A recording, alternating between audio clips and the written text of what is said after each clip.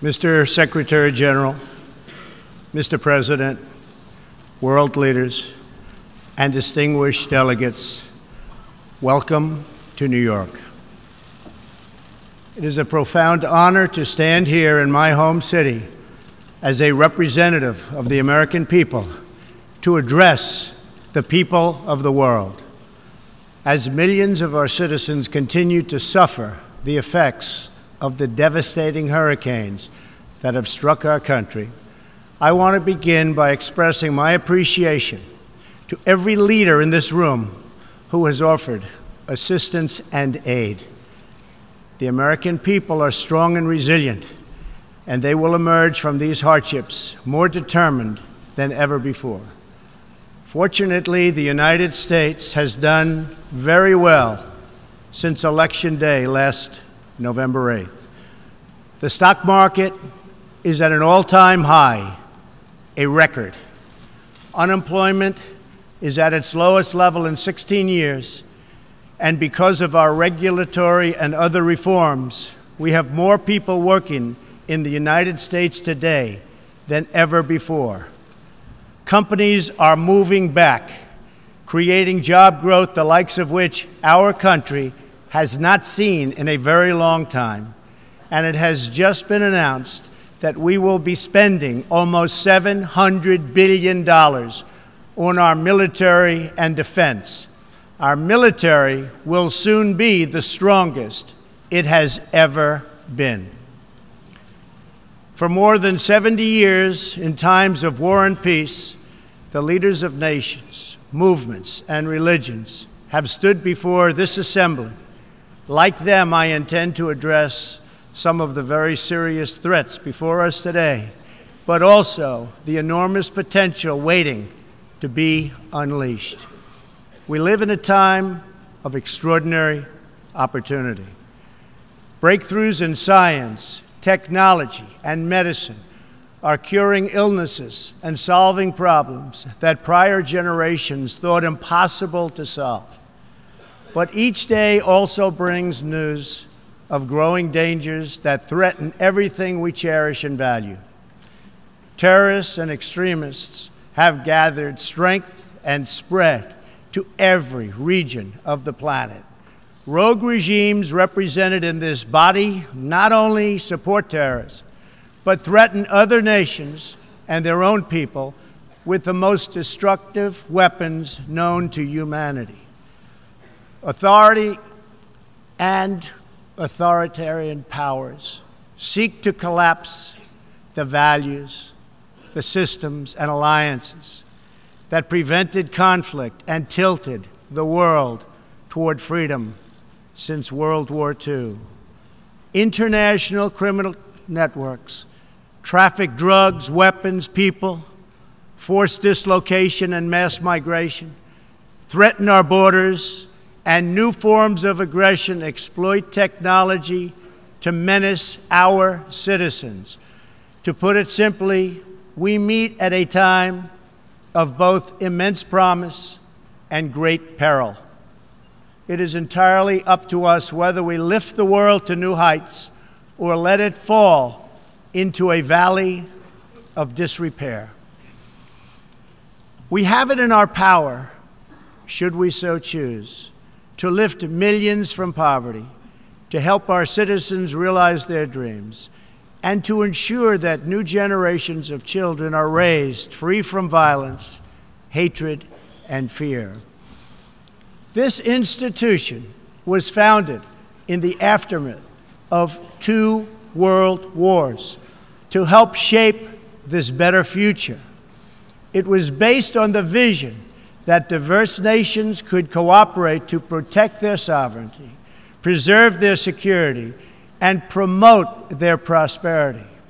It was in the same period, exactly 70 years ago, that the United States developed the Marshall Plan to help restore Europe. Those 3 beautiful pillars, they're pillars of peace, sovereignty, security, and prosperity. The Marshall Plan was built on the noble idea that the whole world is safer when nations are strong independent, and free.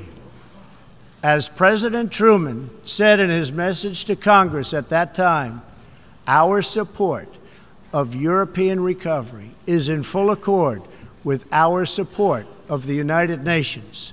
The success of the United Nations depends upon the independent strength of its members. To overcome the perils of the present and to achieve the promise of the future, we must begin with the wisdom of the past. Our success depends on a coalition of strong and independent nations that embrace their sovereignty to promote security, prosperity, and peace for themselves and for the world.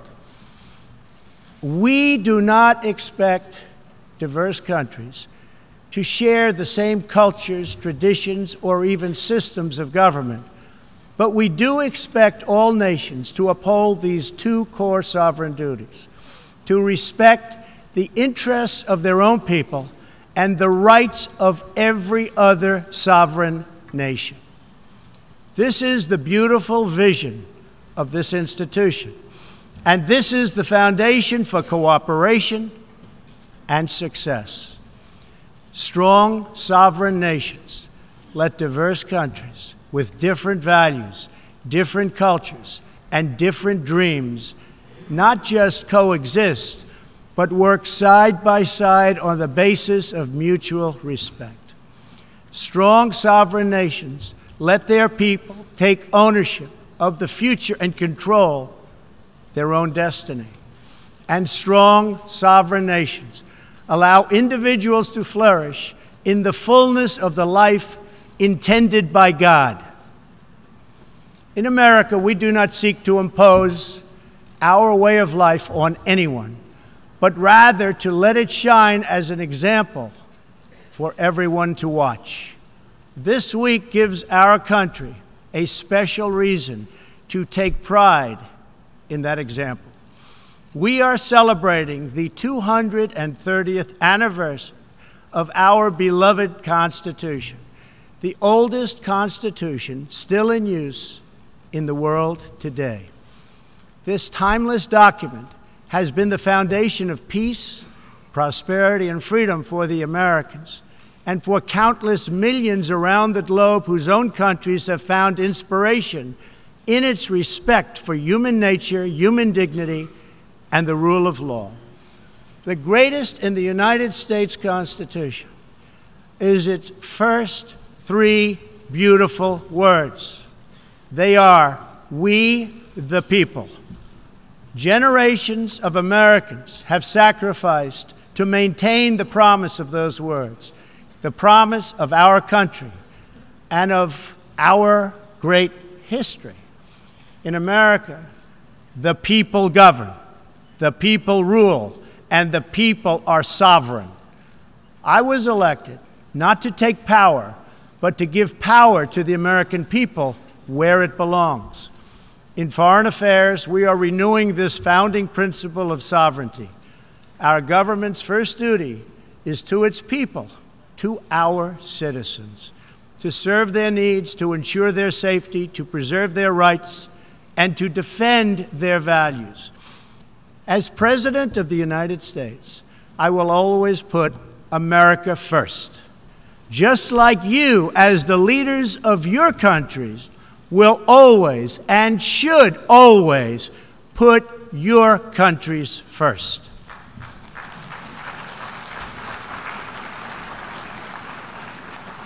All responsible leaders have an obligation to serve their own citizens, and the nation-state remains the best vehicle for elevating the human condition.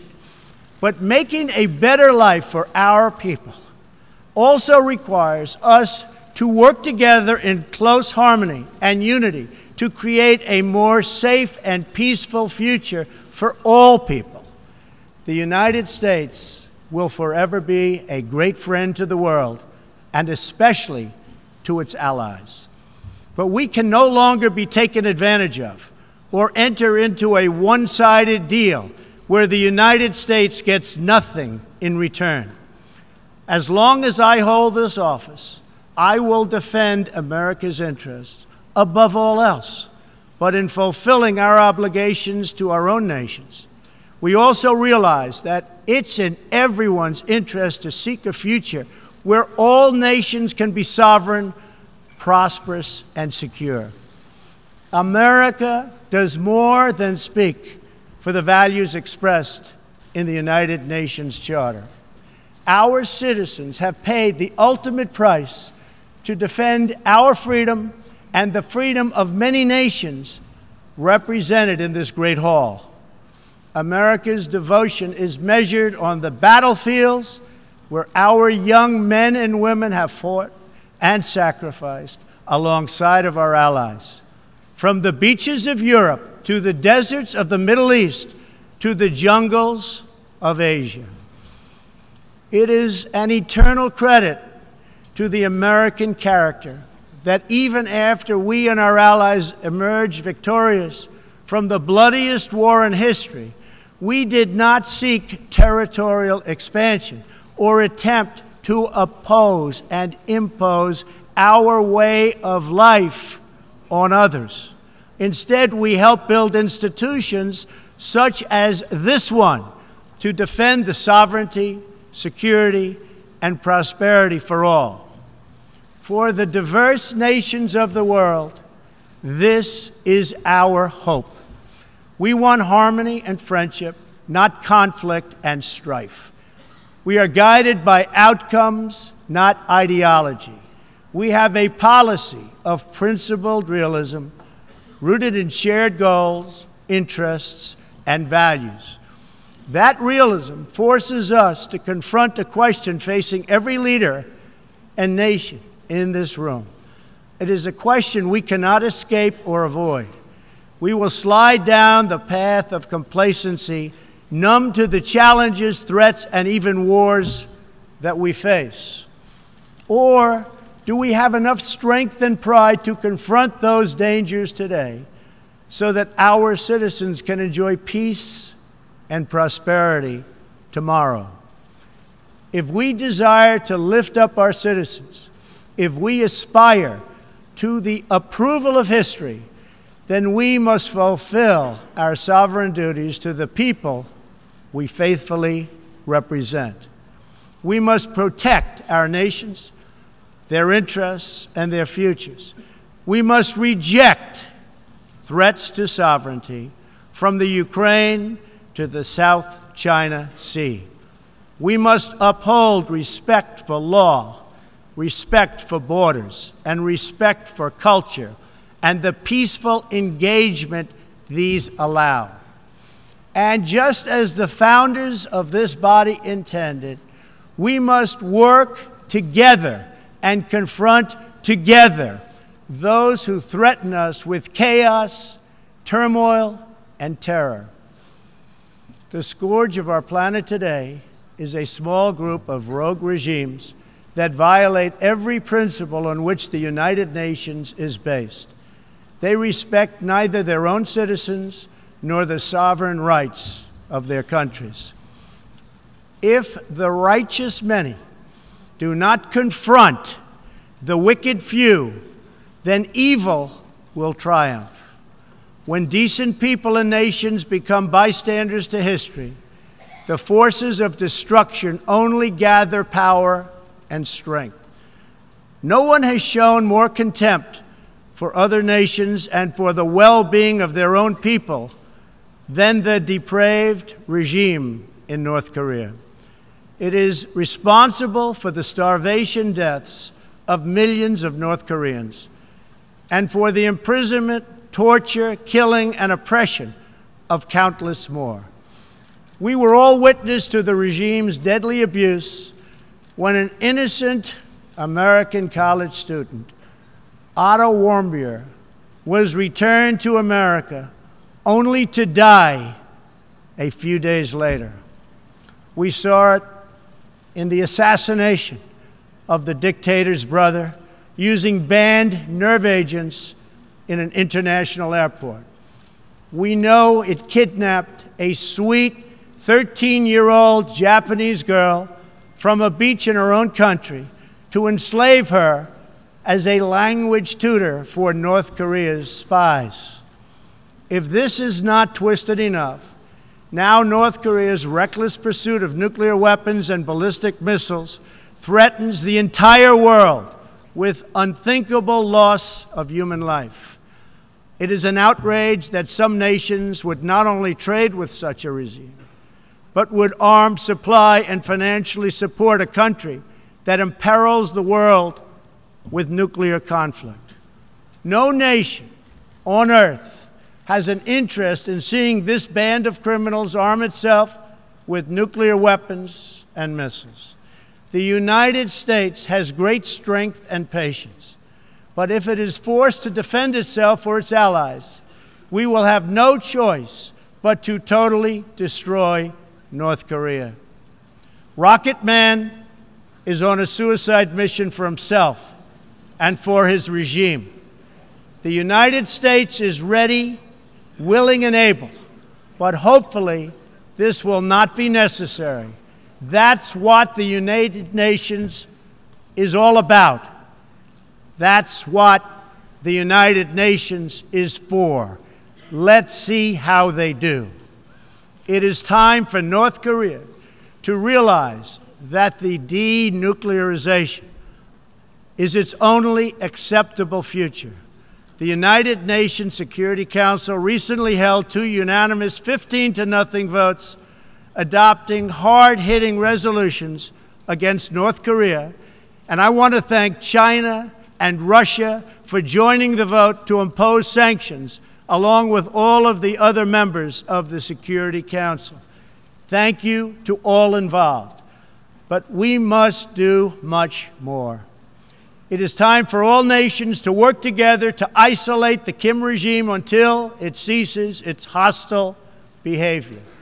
We face this decision not only in North Korea. It is far past time for the nations of the world to confront another reckless regime, one that speaks openly of mass murder, vowing death to America, destruction to Israel, and ruin for many leaders and nations in this room. The Iranian government masks a corrupt dictatorship behind the false guise of a democracy. It has turned a wealthy country with a rich history and culture into an economically depleted rogue state whose chief exports are violence, bloodshed, and chaos. The longest suffering victims of Iran's leaders are, in fact, its own people. Rather than use its resources to improve Iranian lives, its oil profits go to fund Hezbollah and other terrorists that kill innocent Muslims and attack their peaceful Arab and Israeli neighbors. This wealth, which rightly belongs to Iran's people, also goes to shore up Bashar al-Assad's dictatorship, fuel Yemen's civil war, and undermine peace throughout the entire Middle East. We cannot let a murderous regime continue these destabilizing activities while building dangerous missiles, and we cannot abide by an agreement if it provides cover for the eventual construction of a nuclear program.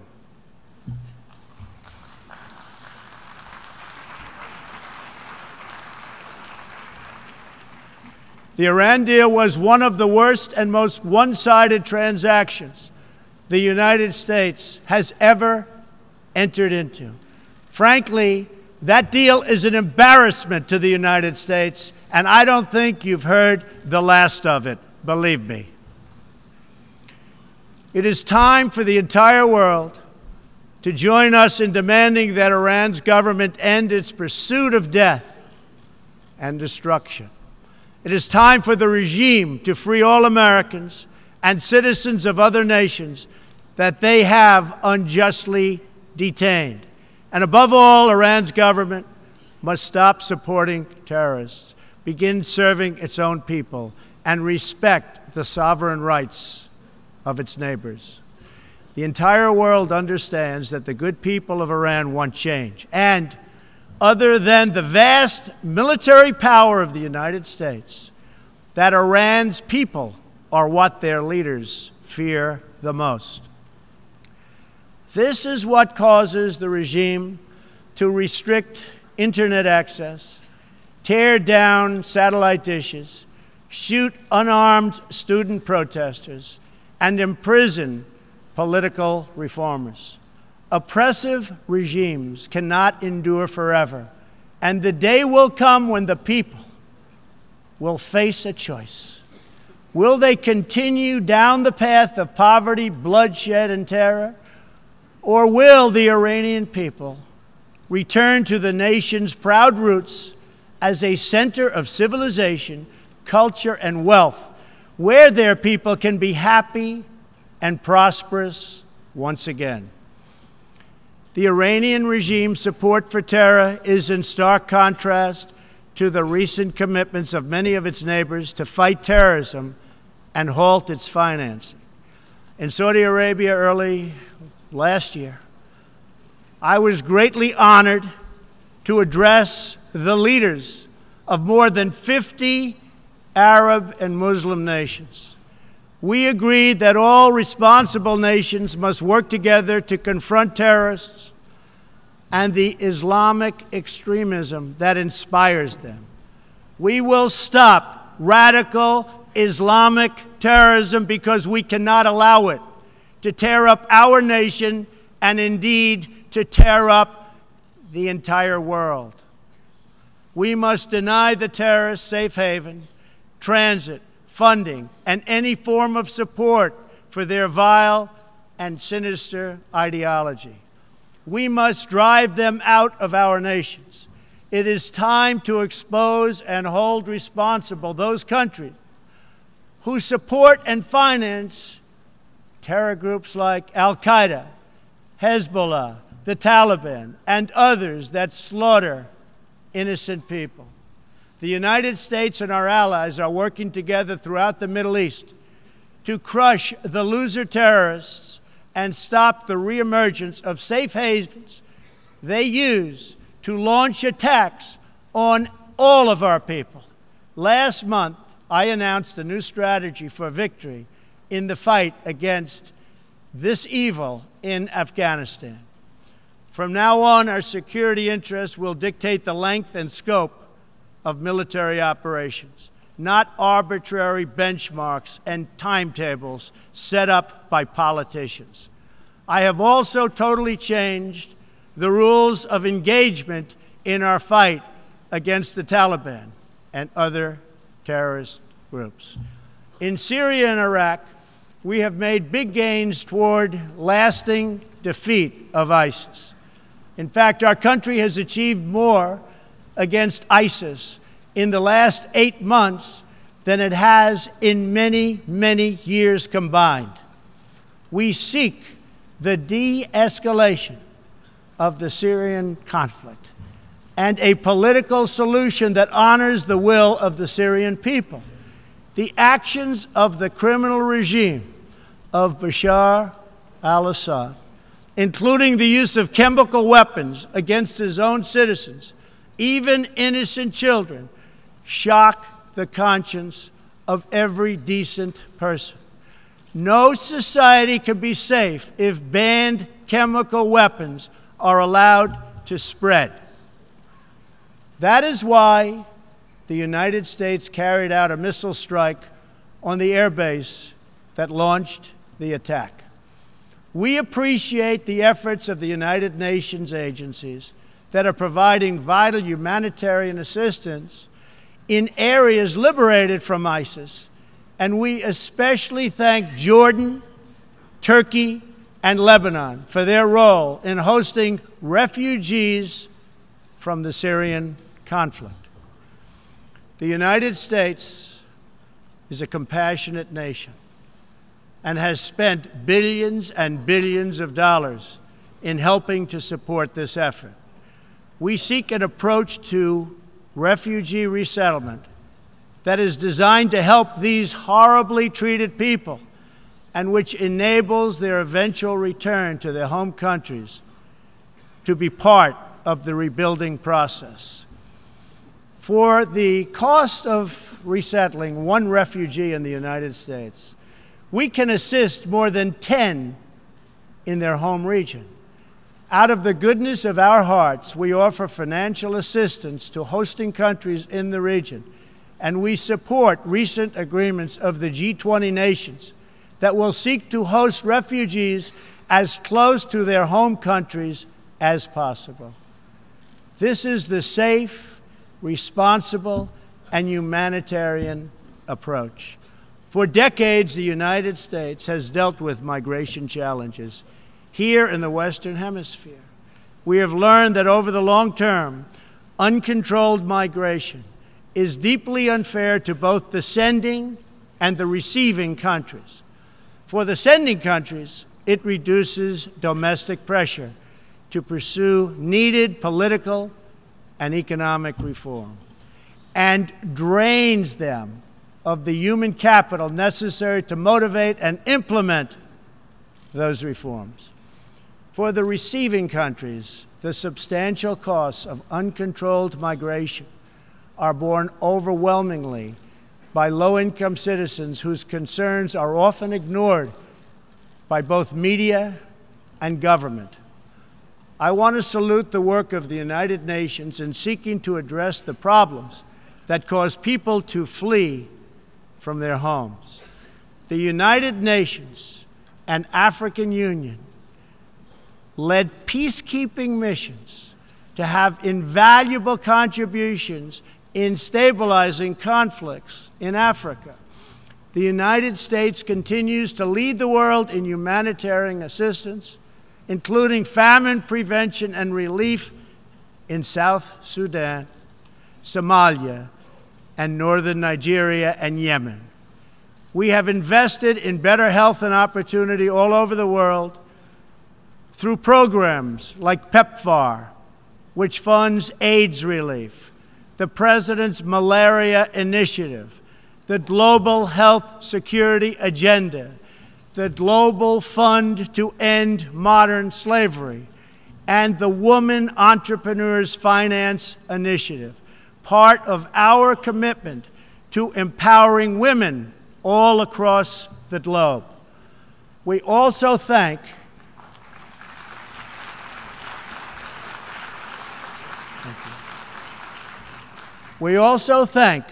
the Secretary General for recognizing that the United Nations must reform if it is to be an effective partner in confronting threats to sovereignty, security, and prosperity.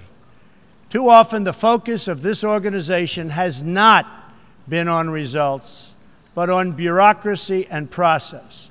In some cases, states that seek to subvert this institution's noble aims have hijacked the very systems that are supposed to advance them. For example, it is a massive source of embarrassment to the United Nations that some governments with egregious human rights records sit on the UN Human Rights Council. The United States is one out of 193 countries in the United Nations, and yet we pay 22% of the entire budget and more. In fact, we pay far more than anybody realizes.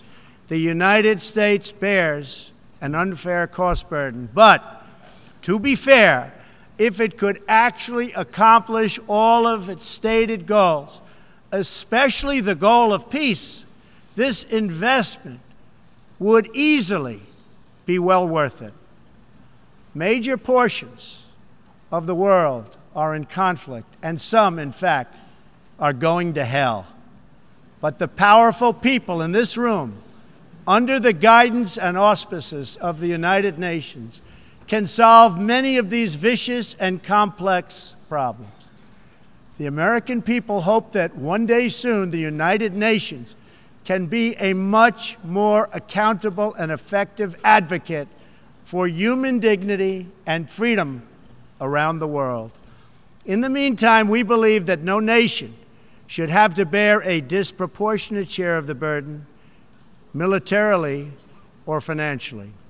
Nations of the world must take a greater role in promoting secure and prosperous societies in their own regions. That is why in the Western Hemisphere, the United States has stood against the corrupt, destabilizing regime in Cuba and embraced the enduring dream of the Cuban people to live in freedom. My administration recently announced that we will not lift sanctions on the Cuban government until it makes fundamental reforms. We have also imposed tough, calibrated sanctions on the socialist Maduro regime in Venezuela, which has brought a once thriving nation to the brink of total collapse. The socialist dictatorship of Nicolas Maduro has inflicted terrible pain and suffering on the good people of that country.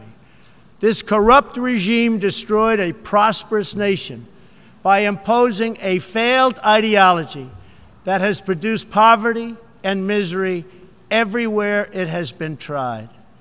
To make matters worse, Maduro has defied his own people, stealing power from their elected representatives to preserve his disastrous rule. The Venezuelan people are starving, and their country is collapsing. Their democratic institutions are being destroyed. This situation is completely unacceptable, and we cannot stand by and watch. As a responsible neighbor and friend, we and all others have a goal. That goal is to help them regain their freedom, recover their country, and restore their democracy. I would like to thank leaders in this room for condemning the regime and providing vital support to the Venezuelan people. The United States has taken important steps to hold the regime accountable. We are prepared to take further action if the government of Venezuela persists on its path to impose authoritarian rule on the Venezuelan people. We are fortunate to have incredibly strong and healthy trade relationships with many of the Latin American countries gathered here today. Our economic bond forms a critical foundation for advancing peace and prosperity for all of our people and all of our neighbors. I ask every country represented here today to be prepared to do more to address this very real crisis. We call for the full restoration of democracy and political freedoms in Venezuela.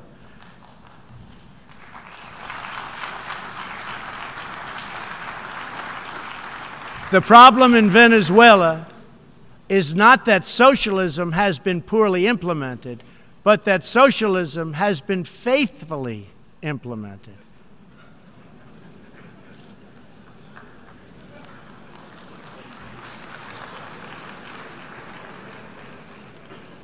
From the Soviet Union to Cuba to Venezuela, wherever true socialism or communism has been adopted, it has delivered anguish and devastation and failure. Those who preach the tenets of these discredited ideologies only contribute to the continued suffering of the people who live under these cruel systems.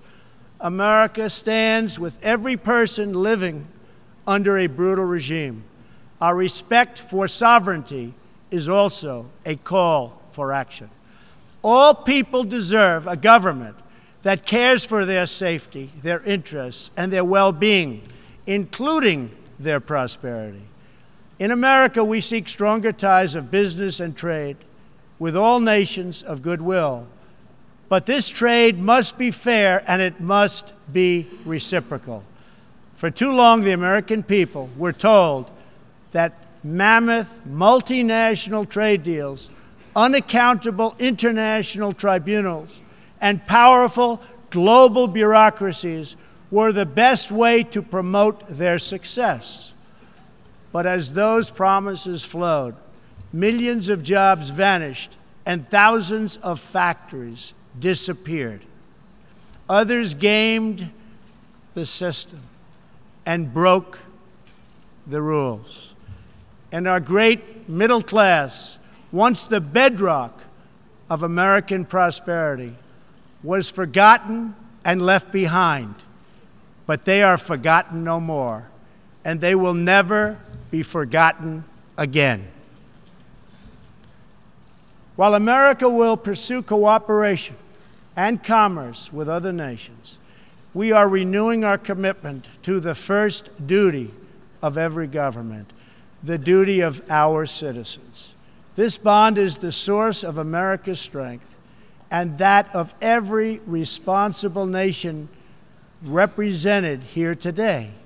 If this organization is to have any hope of successfully confronting the challenges before us, it will depend, as President Truman said some 70 years ago, on the independent strength of its members. If we are to embrace the opportunities of the future and overcome the present dangers together, there can be no substitute for strong, sovereign, and independent nations.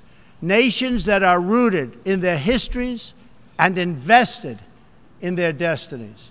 Nations that seek allies to befriend, not enemies to conquer. And most important of all, nations that are home to patriots, to men and women who are willing to sacrifice for their countries, their fellow citizens, and for all that is best in the human spirit. In remembering the great victory that led to this body's founding, we must never forget that those heroes who fought against evil also fought for the nations that they loved. Patriotism led the Poles to die to save Poland, the French to fight for a free France, and the Brits to stand strong for Britain. Today, if we do not invest ourselves, our hearts, and our minds in our nations, if we will not build strong families, safe communities, and healthy societies for ourselves, no one can do it for us. We cannot wait for someone else, for faraway countries or far-off bureaucracies. We can't do it. We must solve our problems to build our prosperity, to secure our future, or we will build vulnerable to decay, domination, and defeat. The true question for the United Nations today, for people all over the world who hope for better lives for themselves and their children, is a basic one. Are we still patriots? Do we love our nations enough to protect their sovereignty and to take ownership of their futures? Do we revere them enough to defend their interests, preserve their cultures, and ensure a peaceful world for their citizens? One of the greatest American patriots, John Adams, wrote that the American Revolution was effected before the war commenced. The revolution was in the minds and hearts of the people. That was the moment when America awoke, when we looked around and understood that we were a nation. We realized who we were, what we valued, and what we would give our lives to defend.